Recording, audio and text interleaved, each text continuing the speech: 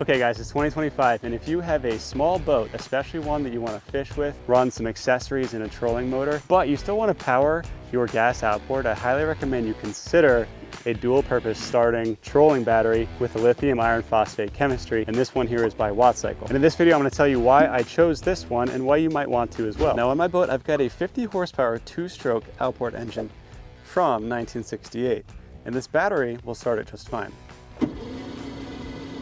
Assuming that it starts, of course. Ooh, okay.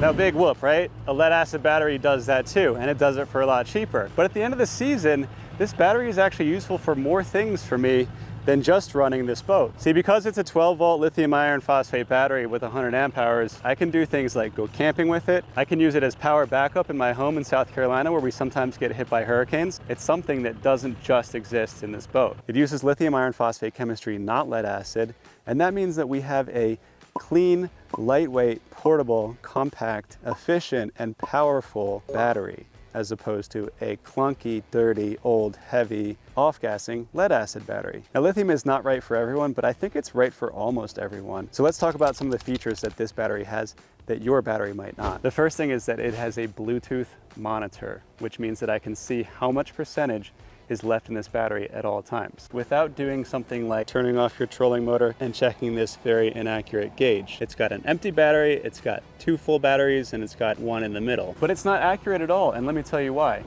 This particular battery will put out a higher voltage than a lead acid battery throughout its state of charge up until the very end. It has a different battery chemistry, so it has a different discharge profile.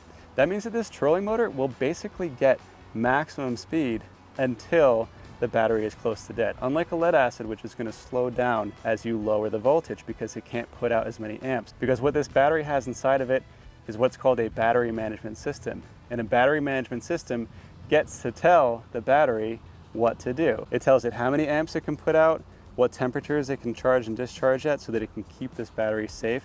It's a really quite advanced technology compared to a lead acid battery. All right, let's get to my fishing spot and then we can troll around a little bit.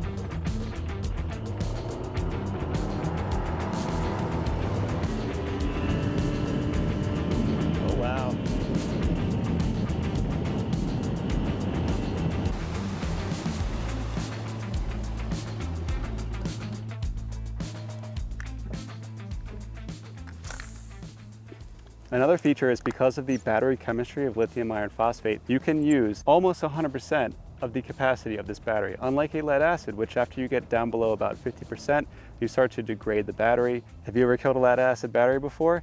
Well, in 2 or 3 years, eventually you may have. This battery, on the other hand, should last you, honestly, more than 10. It has a 5-year warranty and it has a 3,000 life cycle expectation. In the life of this battery, I'll probably cycle it 300 times maybe. So really, it's kind of a limitless thing. It's gonna be around for a long time. This is the kind of situation where a trolling motor is so dope to be able to make no noise out here.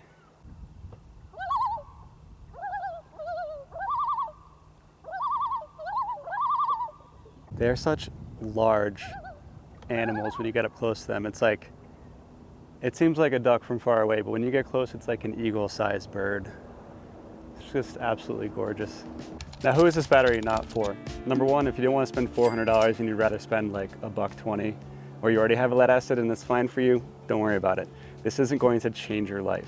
Number two, if you have a big motor, like bigger than 150 horsepower, this might not start it in all conditions. If that's the case, I think you should go with a different battery. Number three, if you don't like the added complexity of knowing what your state of charge is, having Bluetooth on your phone, having a self-heating lithium iron phosphate battery, or you just don't need this for anything else, you just need something to start your boat, like forget about trolling and fish finders and depth finders and GPS. Another thing to consider is that this will need its own special charger that you'll plug in your garage and charge this battery. You can buy one of those from Wattcycle in the link below, but if you already have one, it might not be compatible with, it will still charge this battery, but it will not bring it up to 100% because of the charging profiles needed for lead acid versus lithium. Another thing that you should know about this battery is that when it hits 20% state of charge, as a safety mechanism, because you don't want to run your battery down to 0 and not be able to start your engine and get home, it will kick off. And you can start it again with the power button on top of the battery, which is right here. But that's just a little bit of a fail-safe, because with this battery, you're gonna be pushing it to its limits with the trolling. If you're somebody like me, this will even last you the whole season. Like, I won't take this out and charge it. It'll just stay here for the whole summer. Let me know in the comments below if you're gonna pick up a battery like this. And if you do, check out the link from WattCycle and you can get 8% off with my coupon code Dwellings at checkout. Talk to you guys soon. Oh, well, goodbye. Oh.